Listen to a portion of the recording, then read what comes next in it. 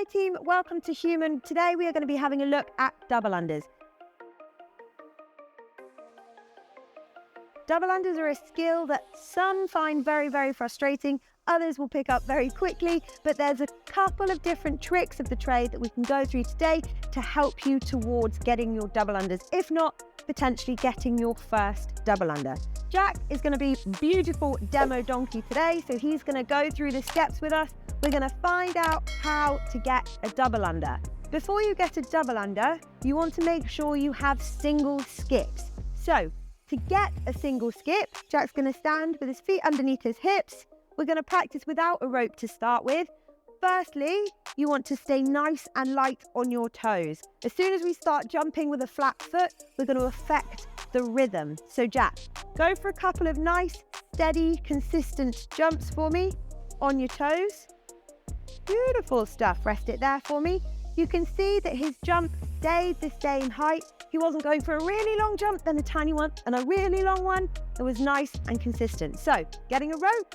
Just a side note, if you want to stick around, we've got one secret little tip that's going to help everybody with their double unders. So we're going to talk about that at the end of the video. If you want to find out, watch through the rest. So now he has his rope. He's going to keep his elbows in nice and close to his body. He's going to move his wrist. He is not moving his whole arm to get the rope around.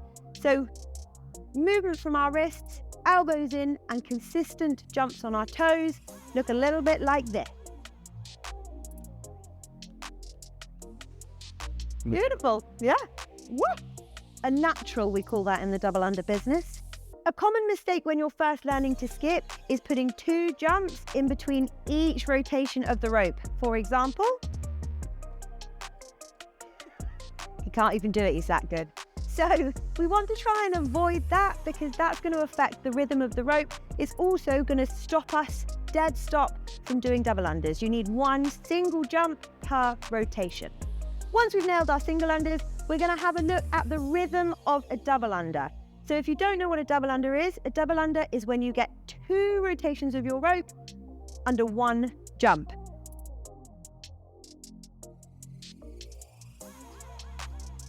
So Jack is going to go for a nice high jump this time, still staying on his toes, keeping his legs nice and straight.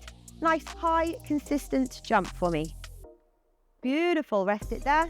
At the top of every jump, he's going to double tap his thighs, his arms stay nice and relaxed by his side, and he goes for a double tap at the top of each jump. We call this a penguin jump. You'll notice the rhythm is almost like a heartbeat. And rest it there for me. So the only difference between that and a double under is that we pick up the rope and we're flicking our wrists rather than tapping our thighs. Pick up the rope.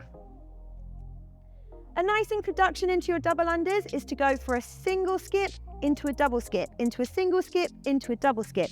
We call this alternating our skips. So Jack's going to give us an example of this. You might not be able to link them just yet, but if you can get a double under, you're on the road to success.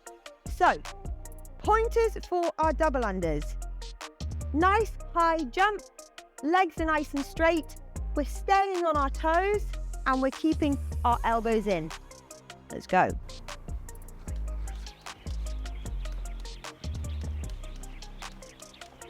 Beautiful, rest it there for me. We're going to talk about common mistakes, why you might not be able to be getting your double unders. So one common mistake is when somebody's jumping, their elbows will slowly eke out to the side. That's going to shorten the length of your rope and it's definitely going to make you trip. So give that a go for me, Jack.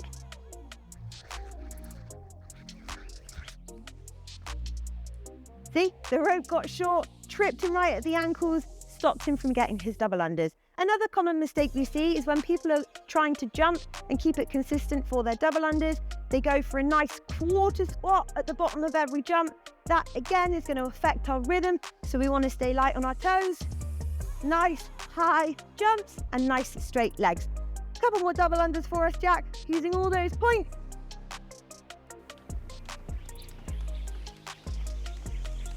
Beautiful stuff. Rest it there. Nice. So my one top... Not until they've liked, shared and subscribed. Very good. Yes, appreciate. Off you go. My one secret top tip to getting your double unders is be Gandhi. You just gotta relax. Be like a surfer, dude. Chill, just relax. The last thing you want to do whilst trying to get your double unders is get really tight, screw your face up, try double under, keeping everything really tense.